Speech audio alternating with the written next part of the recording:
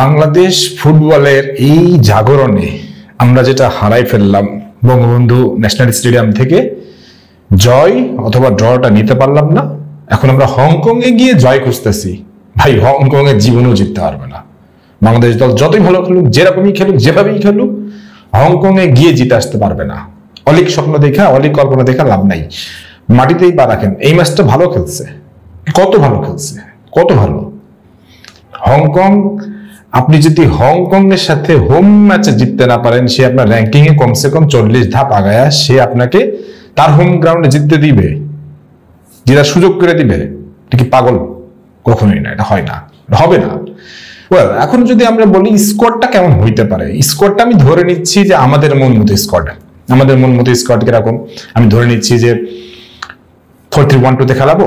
আমি ফাহমিদুল এবং রাকিবকে 2 উইংয়ে খেলাচ্ছি, মোরসালিনকে হচ্ছে সিএএম এ খেলাচ্ছি, সামিদ সোম, হামজা, জামালকে খেলাচ্ছি, জায়ান, তপু, তারপর হচ্ছে তারিক কাজী, তারপর হচ্ছে তাজউদ্দিন ধরে নিলাম, মানে এদেরকে খেলাচ্ছি।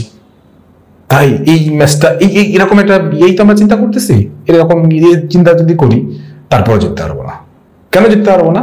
ওই যে বললাম, হোম গ্রাউন্ডে আমরা জেতার সেই সুযোগটাই তৈরি করে নাই। হোম গ্রাউন্ডে এই স্কোয়াডটা যদি প্রথমে নামাইতাম, হোম গ্রাউন্ডে আমরা জিতেই ফিরতাম।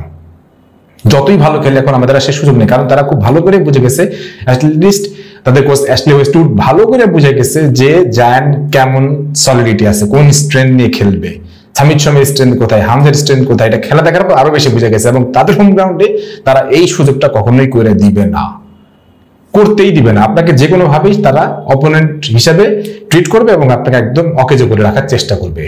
এখন এখান থেকে কি হইতে পারে? কিছুই হবে না, জাস্ট শুধু আমরা হেরে চলে আসবো। তাহলে হতাশার গল্প কি শুনবো? ডেফিনেটলি হতাশারই গল্প। কিন্তু এখানে একটা জিনিস বলার আছে, এই ম্যাচের পরে আমরা দেখতে চাই বাংলাদেশ ফুটবল ফেডারেশন এই বদমাইশ গাধাটাকে, এই টাকলা চোদাটাকে বাইর করে দিতেছে।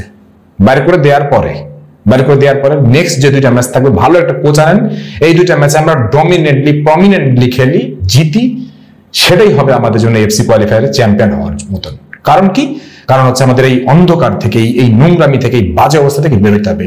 বাংলাদেশ ফুটবলে জাতীয় দলের এই স্কোয়াডটা দেখলে ট্রাস্ট মি আমার কাছে মনে হয় এর চেয়ে অখাদ্য কোনো মানে টিম হইতে পারে না। আমি আমাদের বাংলাদেশ বংশোদ্ভূত খেলোয়াড়কে বাদ দিয়ে বলতেছি, একদম সবগুলো বাজে। একটা খেলোয়াড় আপনার মানেন না। মোরসালিন একটা সময় ছিল, তার এখন মোরসালিন হারায় খুঁজতেছে। মোরসালিনও আমার কাছে মনে হয় না সে আসে প্রমিনেন্ট মানে পটেনশিয়ালিটিটা রাখে। সো আমার কাছে মনে হচ্ছে এই টিম আলটিমেটলি কিছুই হবে না। এখান থেকে আমাদের যেটা শিক্ষা, নতুন একটা কোচ আনেন, ভালো একটা কোচ আনেন, দুর্দান্ত একজন কোচ আনেন, যত টাকা লাগে খরচ করেন। আপনি এখন প্রচুর মার্কেটিং এর ইনভেস্টমেন্ট আছে, করেন খরচ। এবং দল নির্বাচনে ভালো ভালো কিছু বিদেশি বংশোদ্ভূত খেলোয়াড়কে নিয়ে আসেন। যেমন আমাদের জায়ানের লিগে যে ছেলেটা খুব ভালো স্ট্রাইকার, তার সাথে আপনারা কমিউনিকেট করেন, তাকে আনেন। আমি বারবার বলতেছি, আমাদের এই নবজাগরণকে রুখতে হবে। এই চিন্তাটা বাফুফেতে অনেকেই করে। কারণ কি? এতে তাদের মালমাটি মশলাপাতির ব্যবসা আছে। সো ওই জায়গাটা যদি হাত দিতে হয়, ডেফিনেটলি আমাদের বংশোদ্ভূত খেলোয়াড়দেরকে আনতে হবে, দলটাকে সুন্দর করতে হবে, একটা নির্দিষ্ট র্যাঙ্কিং নিতে হবে। তারপর আমাদের বাচ্চা কাচ্চারা যখন এদের খেলার দেখে মানে উদ্বুদ্ধ হবে, তখন নিজেরাই ভালো খেলোয়াড় হয়ে প্রোটিউসে তৈরি হয়ে যাবে। একাডেমি আমরা তখন পাবো। সো এখনই সেই সুযোগ। বাংলাদেশের বংশোদ্ভূত সবাইকে দিয়ে দল গঠন করেন, তাহলেই আমার মনে হয় মনদের ভালো হলেও হবে। ভাই, খারাপ আর কত হবে? এই সোহেল্লানা ফেল্লানা চাইতে বেশি খারাপ হবে না।